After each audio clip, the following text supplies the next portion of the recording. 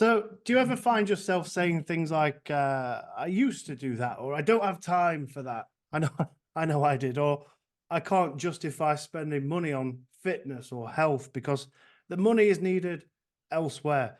Um, I think regarding fitness and diet and health, it's the first thing that busy working dads often sack off.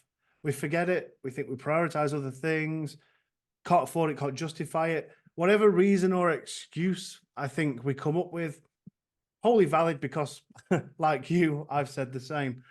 But like you, hopefully, I want to try and overcome that and understand where it fits in our priorities so we can be the fittest version of ourselves, the healthiest version of ourselves, look to get fitter and healthier, not a world-class athlete. And I think that's sometimes where it falls down. If I get into fitness, I've got to be the best. I'll never be an athlete. I'll never run a marathon, but I want to try and keep an element of fitness. So I wanted to discuss it. And I wanted to find an expert in the field who understands dad struggles around fitness and what it means to be a healthier, fitter version of ourselves without striving to be a professional athlete. Martin Kelland is joining us from, we'll get into this, his camper van in Devon, but he runs the fitdaddiet.com, and it really leapt at me as a topic for discussion on the podcast today. So Martin, welcome along. We'll get onto your business in a second, but why on earth are you in a camper van? Yeah, I'm glad you actually said that. So I had a little lovely office all set up for this podcast, and thank you very much, Rob, for inviting me on. But then, literally in the last minute just now, I had an area manager come down who's above my pay grade, and they've kicked me out, and they've come down unexpectedly. So I've had to kind of scarf her. Luckily, I've got a camper van; it's quite spacious, and there's lots of natural light coming in as well. So that's why I'm quite flowing a little bit. Brilliant, but we make it happen, so it's all good. And thank you, What happens sometimes, isn't it? thank you for joining us. Absolutely. And Martin, kick us off. Tell us about your business. What do you do for us unfit or unhealthy dads? What do you do? What kickstart your business? So I am like a personal trainer and nutritional coach. I my in-person sessions, I kind of train everyone, male and female. Online programs, I have kind of my website, thefitdaddiet.com, and I specifically kind of focus on coaching busy, unhealthy dads who are stuck in a rut, who just don't know how to get out of that kind of rut. It's probably inspired by myself in a sense. I can certainly relate to that. Like 12 to 15 years ago, I was carrying a few pounds. I used to try all these fad diets. I had the kind of the Cristiano Ronaldo ab machine on my belly as well, and that never got me a six pack. And it wasn't until I kind of entered the fitness industry about 12 years ago, probably, and started getting shape, that I just saw that it's so misleading. It's probably one of the biggest corrupt industries you could imagine. There are people online that come across as gurus or doctors or wizards, even selling the next potion and the magic pill. We all have a quick fix, and we all get sucked into it. And kind of, I just wanted to create something that was a bit more sustainable, that it lasts a lifetime. So kind of like my programs that I kind of develop and work with dads is just about finding the best diet for you, the best exercise routine for you, doing things that you enjoy, because it's got to be all about sustainability and kind of long-term adherence to get the best results. And ultimately, kind of people I find are kind of in this world of dieting, like fitness and nutrition, they strive for perfection, and it just doesn't exist. Perfection doesn't work. It doesn't, it's not, in your workplace, it doesn't exist. If you play sport, perfection doesn't exist. Even top football teams like Man City, they make mistakes. And even kind of relationships and such, but I don't know what it is. Like, we all make mistakes, but when it comes to this kind of thing about nutrition and fitness, everybody thinks it needs to look perfect. And you have to eat clean 24/7. And those words, eating clean, honestly, I hate them. I don't even know what that means, eating clean. Yeah, there's a lot of buzzwords for sure. And you've picked up early, one of my bugbears is the guru culture. I think it's a very toxic, very dangerous place to go. If you're connecting to gurus and following gurus, they're only calling themselves that to benefit themselves, probably not the customer base, right? And I think you're right. It's a strange phenomenon. we know we make mistakes at work, we make mistakes at home, we make mistakes as a parent, but fitness, no, I have to be perfect or I'm not doing it at all. Hey, Yeah, where's that come from? it's, it's like it's like the moment we make the first mistake when it comes to our diet or this exercise plan that we've got in place in our head, that we've jotted down on paper that we're going to follow, everything crumbles. We make a mistake at work, we don't throw in our business. We make a mistake in our relationship, we don't throw in that at the first mistake. Ultimately, okay, a few mistakes further down the line that could happen, but and I don't know where it is. It's like this all or nothing mindset when it comes to food. And ultimately, I think the biggest kind of success I have with working with dads on my programs is kind of keeping them consistent and building that consistency day in, day out. And I say to them at the start, I say, look, you are going to have wobbles along this journey. You're going to fall off track. You're going to end up eating things you didn't plan. You're going to end up going out for nights out you didn't plan. You're going to drink too much. You're going to feel hungover some days. But I'm going to get you back on track.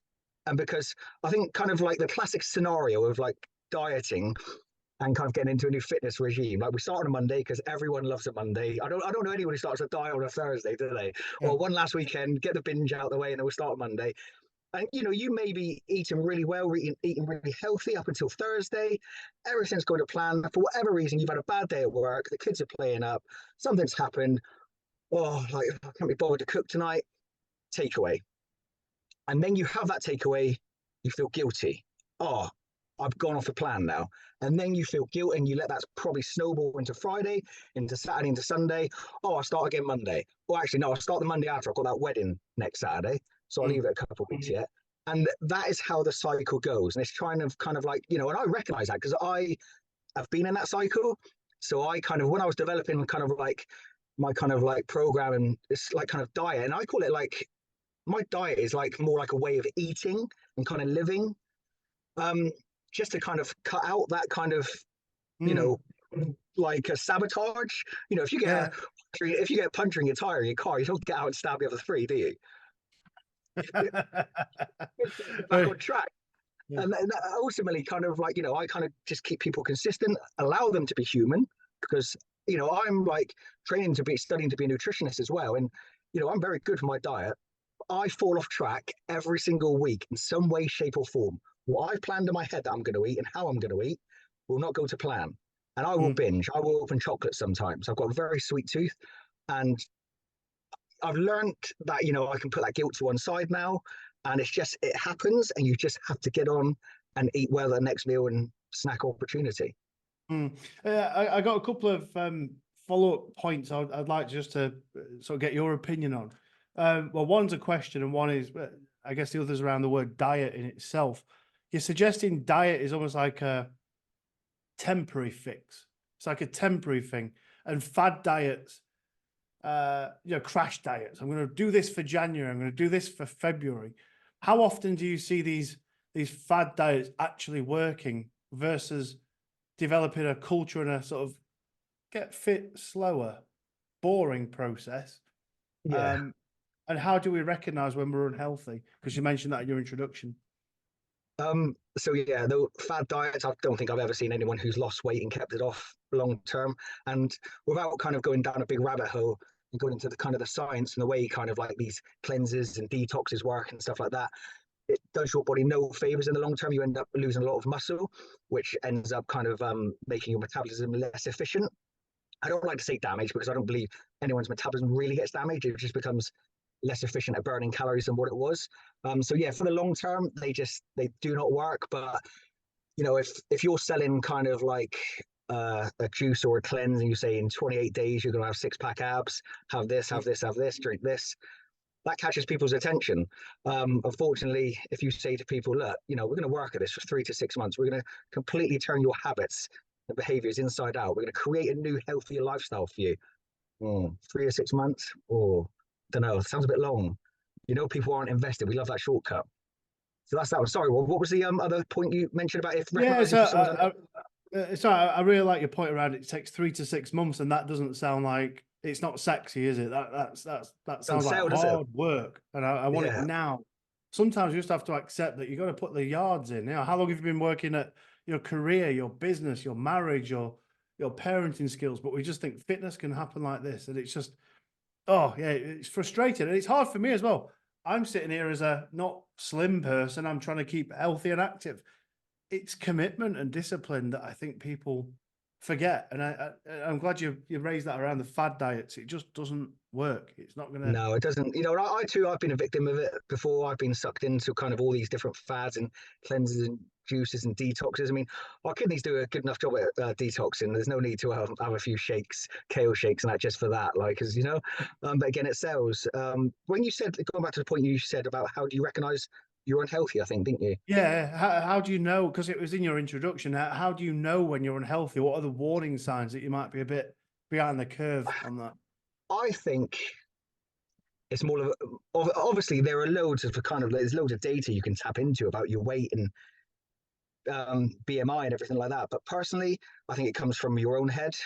You kind of know, you know, if you're playing around with your kids, you can't keep up, you're struggling to get upstairs, you're putting clothes on, you don't feel confident in the mirror, you don't feel confident in the bedroom. And, you know, I have these chats with guys over and over, and, you know, sex with the lights off is not just a female thing. Not at all. You know, I know guys who like want the lights out and stuff, and it just shows that you know, guys out there suffer with that self kind of confidence and self image and that.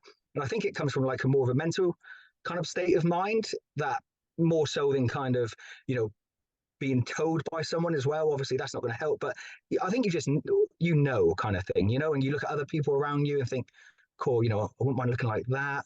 Mm. They tend to look really healthy. They're doing this with their child and stuff. And, you know, I think it comes from there, really. So we know, but we don't do anything about it. And I like that reference, a very practical reference. You know, don't have sex with the lights off. Men do that too. It's a very real thing that people can probably connect to. That it creeps up on you. It's like, well, I was active, but then life gets in the way, and I do this and do this, and suddenly 3 months down the line, you look at yourself having done nothing in the same period of time you could have done something, and the wheels have come off, and you're really not happy with yourself. And I think to dive into a bit of the mindset around it, if you like, Martin, the reason for doing it. How did you find the spark to get going? Because you referenced at one point you were a bit unhealthy, a bit unfit. So what was your reason for getting going?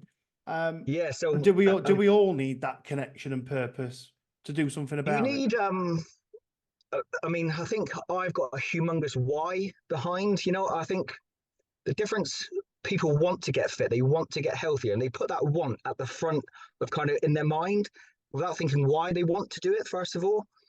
And the why is the most powerful thing out. You know, Simon Sinek talks about the Mm. why all the time. And it's the same with your own health and fitness and kind of lifestyle and what you want.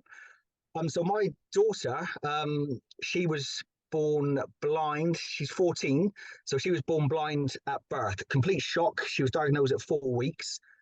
We didn't expect that, you know, at all or anything like that.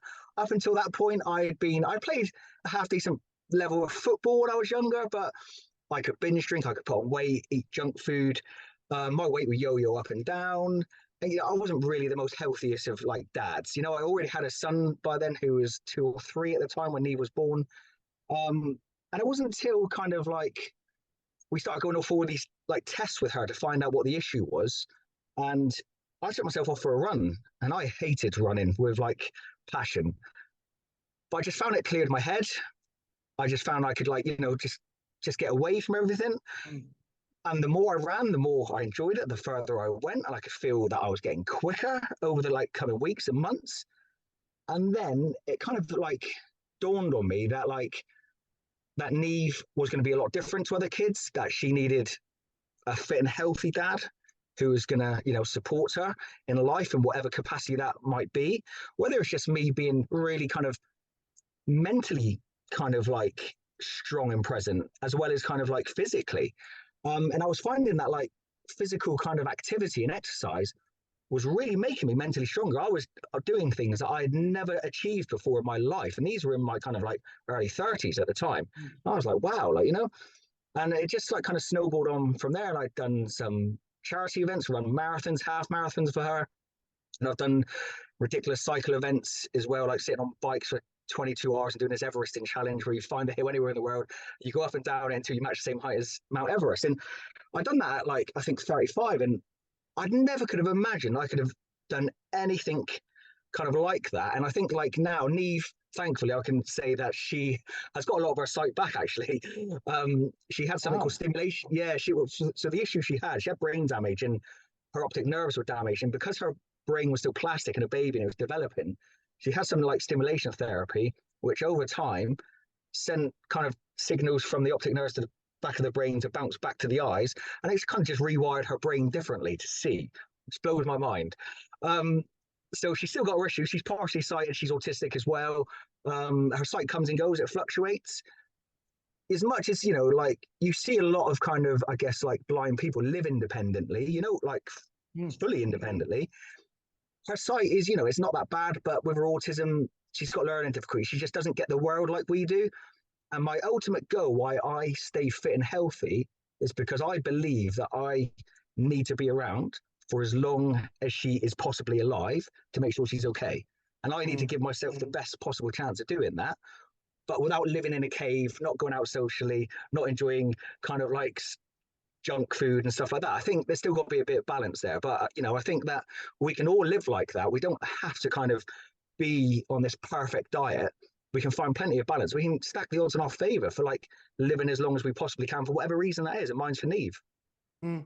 Well, that's fascinating, and it's great to hear your daughter's getting vision. I mean, when did that happen? Like, did that? Started She's around what, probably the age 14 of now? You like, said so. yeah, she's So 14 now. So 4 weeks she was diagnosed blind. And then there was like tests kind of around the country. And it wasn't until like they said it's to do with her optic nerves being damaged, and a specialist said like there's this thing in America, it's like kind of coming over here, it's like stimulation therapy. So basically they just used to put her in this like dark kind of like box, wow. pitch black, and they would shine in lasers from all different angles, all different kind of like different types of strobe lighting and that. And over time I could see her, like there's a little gap where we can actually look in and see her. And you just see her eye like flick and catch one. You think, oh my god, she just seen that. She wasn't doing that a couple of weeks ago. And over time, they said the more they gave us one to take home with her, and they said like the more you do it, the better chance there is. And like me and my ex-wife, credit to her as well. Like we just stayed up all hours, literally Wow. shining these lights in, and like now, like you sometimes you wouldn't even, because she's got what they call a cortical visual impairment where it comes and goes, it can fluctuate. It could be long sight she can't see, then short sight. It could be black and white. It's depth perception. It changes like if she's like tired and anxious. But 9 times out of 10, her sight is very good and it's very functional. She's got good functional kind of like Mm. vision and stuff like that. So yeah, it's incredible, really. Oh wow. I mean, that's fascinating. I know that's off Yeah, topic of the conversation today. yeah, That's what a yeah. fascinating. Wow, I never knew you could train your optic nerve like that. That's Yeah, it's just, I mean, just it was lucky enough that, like, like I said, her condition and the age she was, that her brain hadn't developed, and they said we think we can rewire her brain to possibly see a bit better. And they, I take it back to the specialist that she used to have, and he's like, I can't believe, like, if you look at her brain scan, she had quite significant brain damage in areas like around her ventricles. Yeah, so yeah, it's, honestly, I say she's my little miracle, really. Yeah, incredible. And wow, fair play to you and your ex-wife for doing that. I mean, you've certainly connected back to your purpose and your why. I mean, I guess for those listening or watching that don't have that connection back to, needing to be there for a disabled or blind child, how can we connect back to a more practical why that's going to trigger that intention or trigger that purpose, motivation? Yeah, What are dads telling you that you yeah, hear? no, again, I have this conversation with dads when if they just want to pick my brains about things or kind of with me one to one. I don't expect everyone's why to be as big as mine, or it doesn't have to be the same as mine. But I do believe if you genuinely kind of like have a deep kind of think about like how kind of healthy you want to be and put your children at the forefront of that, and they are your emotional anchor as to why you're doing it. I believe that's stronger than wanting to do it for yourself. Sometimes for ourselves just isn't enough. I don't think it's too easy to give up on ourselves. But I think for you to stand out as a kind of like a role model, I do believe that, having a healthy lifestyle is important because, like the studies show and the data shows that if you live with this unhealthy kind of like binge drinking, eat whatever you like lifestyle, not exercise, there's every chance your children are going to wind up that way as well. And that's what the studies say. That's what kind of where everything leads to and points to. So I think if you can think to yourself, like, I'm going to do this for me. I'm going to do this for them. I don't want them to feel like this. I don't want them to feel this not confident. If you're down the beach as a dad and, you're too afraid to take your t-shirt off in the summer, again, another huge common thing that I hear from dads, as well as like females not wanting to do that kind of thing. If you can do that and they can see that you're confident and fit and healthy, and also as well that you're happy, because generally more fitter and healthier people are happy, that is just going to bring so much to kind of your relationship with them, so much with your partner, just into your work. So it just breeds kind of like, I think, like happiness everywhere in your lifestyle.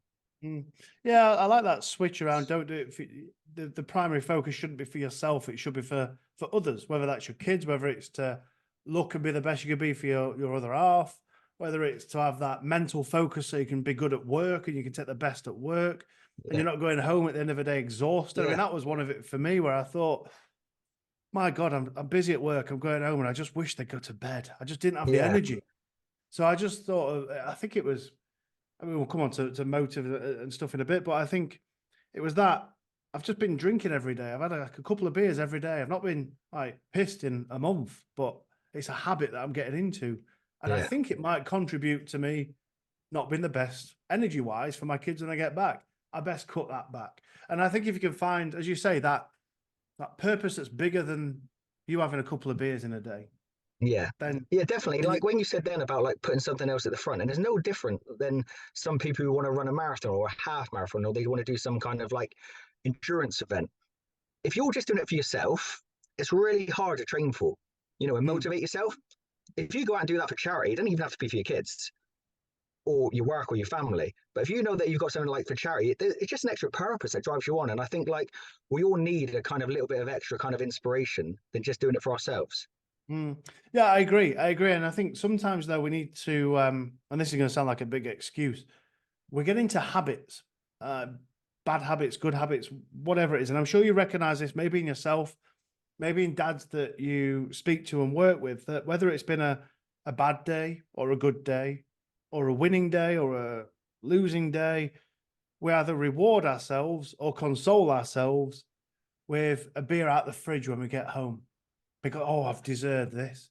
Oh, it's been a bad day. I'm going to have a beer. Then we go to the fridge.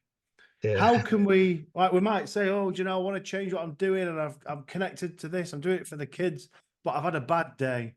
So I'm going to treat myself with a beer. How can we start, or treat or chocolate, whatever it is, how can we start to shift that mindset away from rewarding ourselves with things that aren't contributing to the better goal?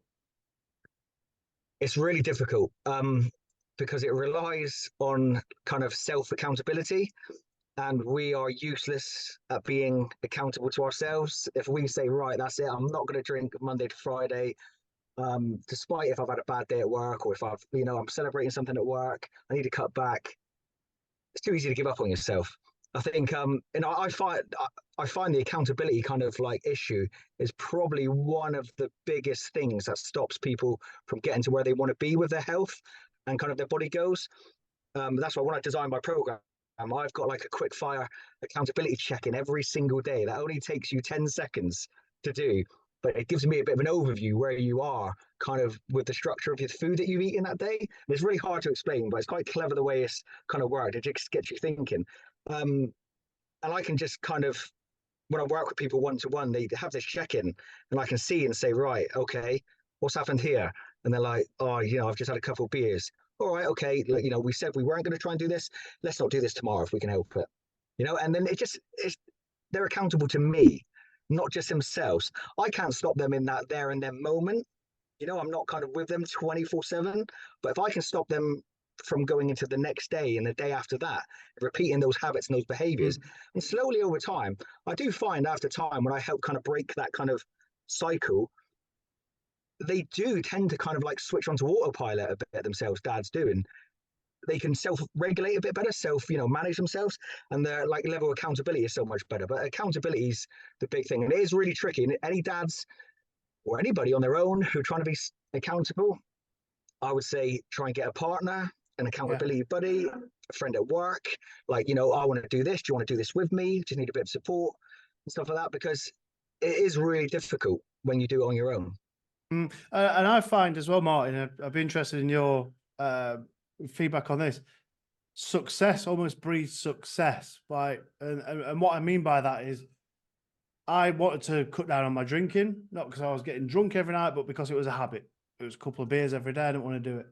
So I'd start going to the gym. And then I think, well, I've just been to the gym for 40 minutes. I look like a sweaty mess. I don't want to go and ruin that by having a beer.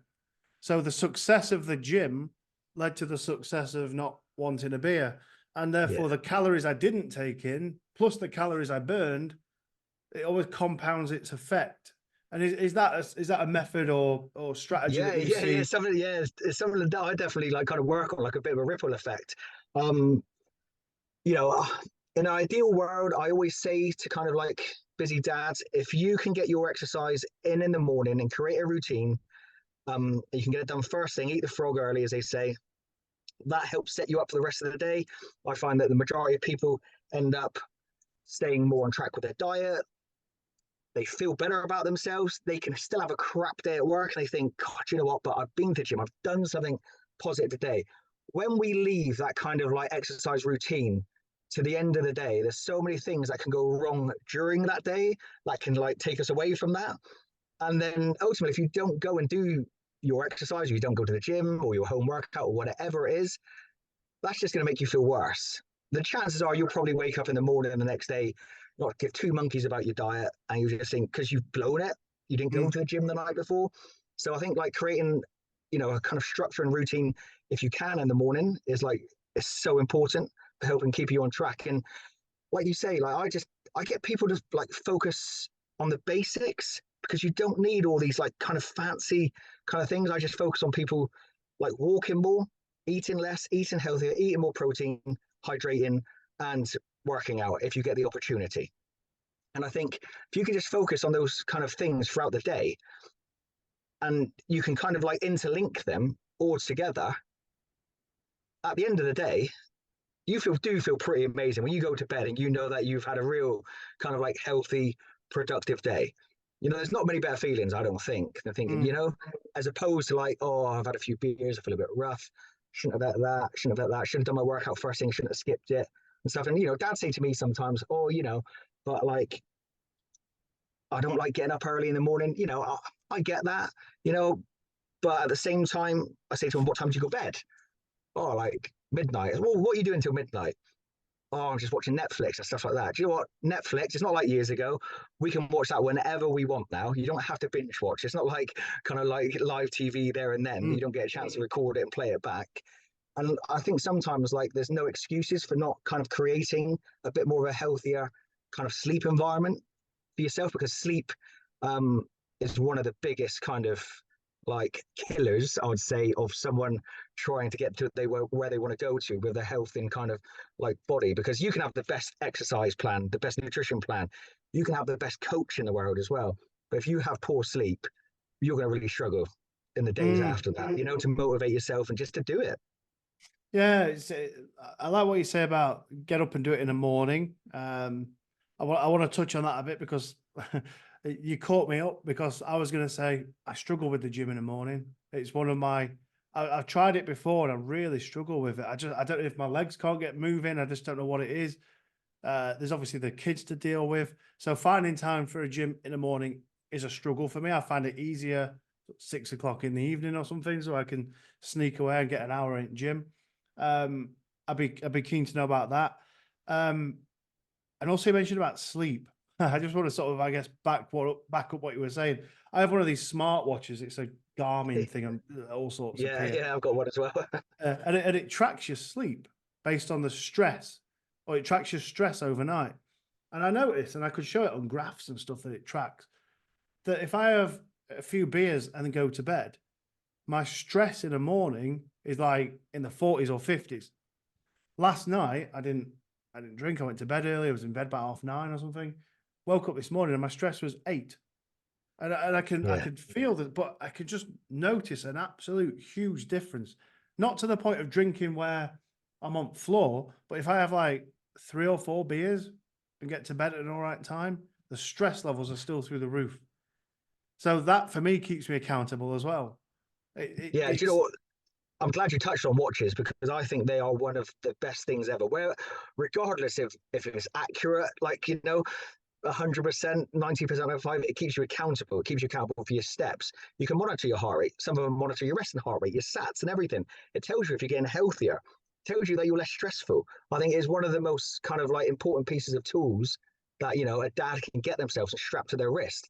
And mm, when you say about sleep and that, then I mean, it's quite common knowledge within kind of like nutrition and fitness and that alcohol before bed doesn't make you have a good night's sleep. And whether you might feel you've slept kind of well, I slept yeah, 7 hours. I didn't really wake up, but you haven't really slept properly for those 7 hours.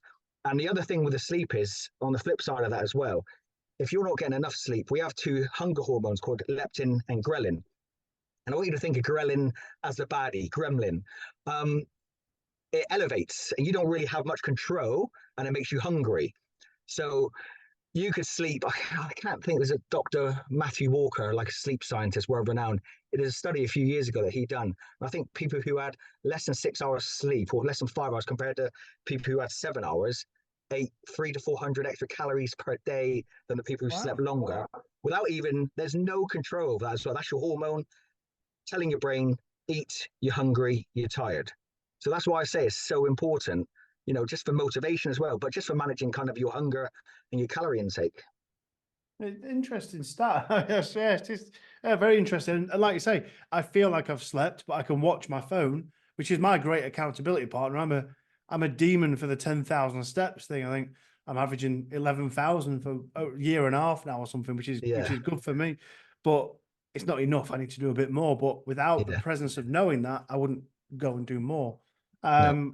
Which comes on to, I guess, towards one of our final points around how can we set a meaningful health goal that's relevant to us, that might be realistic to us. Um, that means we don't necessarily have to aim for that marathon next year because that's wholly out of reach. But where do you tell dads to start with setting a goal It's got to be that's realistic. achievable? Yeah, Mm, realistic and achievable. Some, like guys might come to me and I say, like, what is your goal? Like, I want to lose weight. I say, how much weight do you want to lose? And they say 10 kilos. I say, no, no, you don't. I'm going to stop you there. You don't want to lose 10 kilos. They're like, no, I do. Honestly, I do. I say, you're going to lose 1 kilo 10 times over. And that is the way we're going to do it. We're just going to flip it around. Because if we can break it down into kind of little segments over the course of every couple of weeks and lose that kilo, you see the dial moving. Like, that needle is moving towards it. But if you're losing 10 kilos and you're like, oh, I've only just lost half a kilo, there's a big, big gap. So it's kind of breaking down kind of the amount of weight you want to kind of lose. That's one kind of like way I always like try to get dads to look at it. And, if they've got a challenge, they want to run, I always say don't put a distance on it. Just run and enjoy yourself.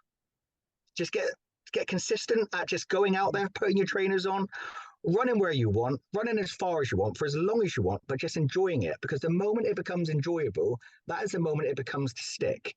If we start giving ourselves like unrealistic challenges, oh, I'm going to run 5K today, I'm going to run 10K today, and we're not really runners, the chances are that we're going to blow up pretty quickly into that run.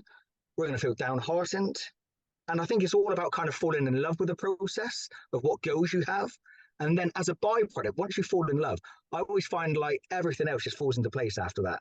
You'll lose weight, you'll become quicker, you'll become stronger, your mm, health markers will improve. And it's kind of not kind of like reaching for these like I said, this unrealistic kind of targets, especially now as dads, like, in our 30s, 40s, 50s, whatever we are, we're busy, the time constraints and stuff like that. And we've got to be really realistic about kind of our day-to-day lifestyles and building kind of achievable goals around that. Yeah, I like what you say about the once you fall in love with it, you need to enjoy it. Because I've got a friend of mine who'll say, "Oh, you ought to just go out on road and run up the Sheffield where I am is incredibly hilly. So you go out, you're going uphill, you come back, you're going uphill. Everywhere's uphill." And I'm Just like Devon, just sounds like Devon. yeah, yeah, and I'm terrible with road running. I think it comes down to probably my impatience. I know I just want to get there, so I'm going to go as fast as I can. So I can't pace myself. So treadmill in the gym is how I do my running. But you're absolutely right. If I say I'm going to run 5K today, but I'm not in the mood. Do you know, after a couple, I'm like, do you know what? I'm bored. I'm not Yeah. thinking about this now. I'll stop. Sometimes Yeah. I'll do it. That's fine. But Yeah. It's like I said, I think you just get out there and just run and just like gauge how you feel. Like, I mean, sometimes you can be in the most kind of like fittest kind of state you've ever been, and you can have a bad run. You know, I've run 10Ks before, and I've run them relatively quick. And some days I can go out and run, and I'm like, oh my god, I'm really struggling today. mm, You know why? And there's no rhyme or reason. Some days you don't feel like going for a run, but you still drag yourself out there, and it'd be one of the best runs you've ever had. So like I said, it is just falling in love with the process. And going back to, like you said, you don't like road running and you go on the treadmill. Brilliant, because you've got to do things that you enjoy to make it last and stick. You know, when I work with guys, sometimes I always encourage like guys to kind of get that 10,000, 70 to 100,000 steps a week if they can in mm. between that. So they say, have I got to run to do it? And I said, do you like running? They go, no, I hate it. I said, well, don't do it then. I said, I'm not going to ask you to do anything that kind of you dislike, because it's got to be kind of something that you enjoy. This has got to fit into your lifestyle. And I want you to kind of get in pleasure from it. And, you know, like walking isn't very kind of like fashionable in a sense. And people don't think kind of it's very kind of good for fitness and stuff like that. And it's one of the most underrated tools to improve your health, I think, and kind of overall kind of like for weight loss, managing weight loss or weight maintenance. It doesn't put so much stress on your body. If you go at a fast pace and you brisk walk, you can put a podcast in, you can listen to some music, your favorite, and you just switch off. And it's quite, I find it quite relaxing, actually. And Dad said to me afterwards, who had never really walked before, oh my God, you've turned me into some like walking monster now. I'm always out on the streets and, I've got my earphones in, I quite enjoy it. And that's their, kind of time in the evening. They might just have 30 minutes away from their partner and their children just to switch off a little bit as well. And that's it. It's not about adding time to your day. It's just, I'm going out for half an hour. I'm going to save that Netflix program to later. I'm going to walk around. I'm going to watch Netflix while I'm walking. You can get it on your phone these days. You can walk around the block. One thing I do, Martin, is I made up a game called Bus Stop Bingo. Whereas if I'm going from my office where I am now back to my house about 4 miles away, I'll stand at a bus stop and I'll try and get to the next one before a bus comes. And then I'll try and get to the next one before the bus comes. I love that. And I tell you what, I've made it home before. And before you know it, I've walked 4 miles and it's like, well, there you go. Good stuff. Quicker than a bus as well, probably, with the traffic some days. Exactly. I think I might have to incorporate one of those challenges with some of my dads, I think. There you go. Bus stop bingo. It's a winner. I want to touch on time, Martin, just before we head to some sort of quick wins and tips that you could offer our listeners. How do we find the time is the first question when we're busy. I'm sure you've heard that a lot. I'm busy. I haven't got the time. So Yeah. how do we find the time? And how long will it take for benefits of that shift to start showing up? Because it's not a silver bullet. So what's a realistic time frame for results to start to show? So a double barrel question there. I think, well, it's got to touch on the time frame first of all, and realistic results. I think normally when guys kind of work with me, after 4 weeks, they start to see improvements. Their kind of weight dropping. They get into a lot better healthy habits and behaviors around their lifestyle and becoming more consistent with that. And I think that kind of drives them on. Obviously, I'm with them for another couple of months, depending how long they're working with me, to kind of really kickstart that on. So, you can see good results after 4 weeks. It won't be kind of like the cleanse where you might drop 2 stone and can't get yourself off the toilet, 24/7. But, you can see good results definitely after 4 weeks. And so, yeah, sorry, what did you say before that? So it's about finding the time in your day, because you're going to hear the excuses all the time. Yeah, I don't have time. All the time, yeah. And a lot of the time, I kind of do a bit of an audit with Dad's lives, I guess. And a lot of the time, it is time management, as opposed to I don't have the time. What they're prioritizing, we can strip it back and kind of how they get into work. Are there other ways they can get to work? And can they walk to work? Can they kind of ride a bike to work? Can they get a bus halfway, then walk the rest of the way? Kind of time hacking, where we can get extra activity in with their step count and stuff like that. And sometimes I have worked with kind of dads before where they haven't had time to go to the gym. When there's a guy in London and his commute was like a monster there and back. His step count was really good. I just haven't got the time to kind of to train in the gym. I said, that's great. I said, you don't actually need to. I said, we can lose weight. I can get to a really, great place without that anyway. And he went on to lose about 14 kilos, I think, in 12 weeks. And he didn't even step foot out of the gym once. All I got him, he was walking more. And this is where I'm going to bring the time thing into nutrition now. It doesn't take any more time to kind of eat healthier than what it does to eat unhealthy. That is just a cop out. I will give allowances for kind of people out there when they say, I just haven't got the time to go to the gym and stuff like that. Once I've had a good look at their lifestyle, when it comes to nutrition, there is no excuse. You can make quick kind of like meals now in under 5 minutes. I made one the other night. I think it was about 5 minutes. And I put a post up on this on LinkedIn, and it wasn't the best choice I could have made for kind of like my goals, but it was a better choice. And it's not always about making the best choice. On the way to buy this better choice from the shop around the corner, I had to walk past McDonald's, which is quite hard. I could have easily turned in there and ate that convenience quick, but I didn't. I made a better choice. It wasn't the best choice. And when it comes to food, there isn't no excuses. I think it's kind of working with people, educating them, showing them how you can create meals and snacks that are really easy, grab on the go, if you're kind of in the car traveling and stuff as well. And a lot of it just comes down to education. And I just think we've just been, like I said, misled to think that, like, you've got to have all these fancy ingredients to cook from scratch, and you've got to prepare in the kitchen and that. And that's all great if you've got the time, but you don't actually need that. I mean, I'm not a cook. I'm the worst cook ever. My fiance just rips me into like, kind of, I've got all these like fancy recipes and that, but I am the rubbish cook. But I am one of the best assemblers ever. I can just assemble food. I can just assemble food in 5-10 minutes tops, and it is healthy, nutritious, very filling. I feel great afterwards, and it's taking me towards my goal. And that's something that I just want to touch on quickly as well. Tangent. There is no such thing as good or bad food. The moment you kind of have that in your head and you eat something that you think is bad, you will feel bad, and you'll probably let that snowball. I always say, think that, like, some foods take you closer to your goal, some foods take you a little bit further away. One paracetamol can cure a headache, 100 paracetamols can kill you. So you can't really say paracetamol is bad for you. And it's all about the dosage of the food and when and where you're having it. Very good. I think that I'm not a good cook, but I can assemble. I think that's very good. I'm going to borrow that one. I like that one. So Martin, I mean, we touched on fitness, we touched on some diet, we touched a bit on mindset. I guess just in closing, it'd be good just to try and land a couple of quick wins those listening can either apply or look at or reflect on around diet, and hopefully around fitness as well. What's a couple of goals around diet and fitness we can I mean, around fitness, kind of like, I guess kind of one of my kind of sayings is something always out trumps doing nothing, doing something out trumps doing nothing. You may only have time 10-20 minutes at home. If you were to kind of like do some squats, do some press ups, kind of do some body weight exercises, that is something taking you towards your goal. You're moving that needle.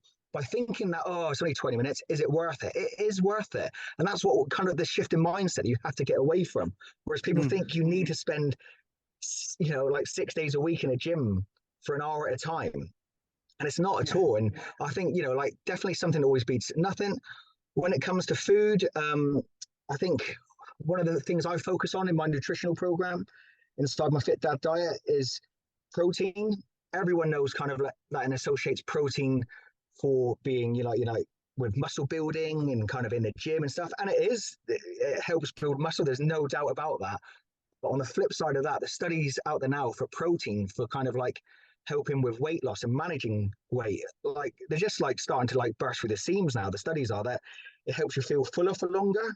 It helps you retain lean muscle as you diet. Because as you diet, you want to try and keep as much muscle as you possibly can to keep your metabolism elevated, because the more muscle we've got, the more calories we burn at rest. And what a lot of people don't realize is when they go on these fads, they will lose weight, no doubt. They'll lose body fat. They will lose a lot of water as well, but they also lose a lot of muscle mass. And now if you've just taken your muscle mass down, by the time you start eating back the way you used to, because you're never going to live on these kale shakes forever, your actual metabolism is in a worse place than what it was when you first started. You see, because you haven't focused on kind of doing strength training, eating protein. And that's why you see a lot of people yo-yo up and down. And so protein is a humongous one. And also I think kind of one of the biggest take-home kind of like tips I can give anyone is to remember that you're just a human being. We are going to have slips and trips and falls with our diet, with our plan. Like I said, I fall off track every single week in some way, shape, or form and eat things that I aren't really taking me towards my goal as much as others. And it's just about, kind of realizing that you are human. It happens. Get back on track ASAP at the next meal or the next snack. Keep that consistency going. And then just ultimately get consistent with that, and the results will come. Mm. No, I mean, very clear. I think they're very tangible things. Something trumps nothing. To just get started. Very good. The power of protein. Yeah, you see those fad diets where you just remove anything that's good for you and crashing everything. And yeah, we're all going to make mistakes. We're not perfect, right? But just the other one I'd like to touch on, sorry, with mindset is, I think if you are into running or cycling or anything like that, and you plan to go out and you look outside and you see it's pouring down with rain, still go out and do it, because it helps build you. I think if you know you can go out there in that kind of like weather when it's like that, and it could be just for 20 or 30 minutes, it's not going to kill you. It's going to make you wet, I find it helps build kind of resilience with the guys I work with. I ask them to take cold showers sometimes in the winter and stuff like that, because say just stand underneath it for 2 to 5 minutes.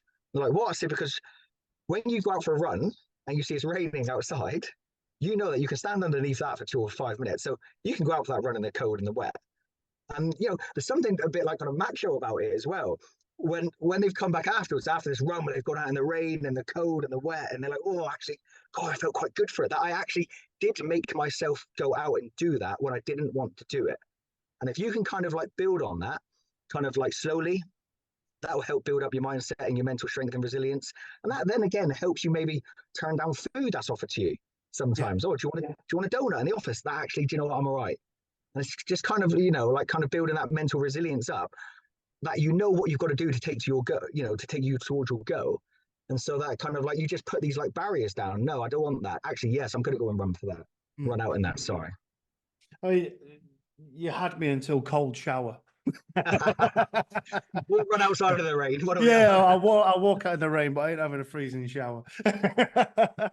Martin, there's some really good stuff in there. Thank you for finding the space and the time to have a conversation today. How can people find out about you, your program, stay connected? Where can we get you? So, I mean, if they search on LinkedIn, they just look under Martin Kelland, and it's Martin with a Y, by the way, not an I. It's spelled the posh way, I always say. And so you can find me on LinkedIn. You can also find me on Facebook. I don't really do any other social media like TikTok and Instagram. I've got pages that say you'll find me on LinkedIn and Facebook. Yeah. That's about it. And then on my website, you can visit thefitdaddiet.com, and that gives like all information. There's loads of blogs on there kind of about, like health, fitness, nutrition, mindset. There's also actually a monster freebie on there that I'm giving away at the moment as well. So please, if anyone does log on to that, just go and download your own big freebie. It's a kind of a 28-day challenge that's all laid out, and it's how I kind of work within my one-to-one program. But it's a takeaway for you to go and do it yourself. And there's loads of training programs and portion like guidance, advice, and nutritional advice and stuff like that.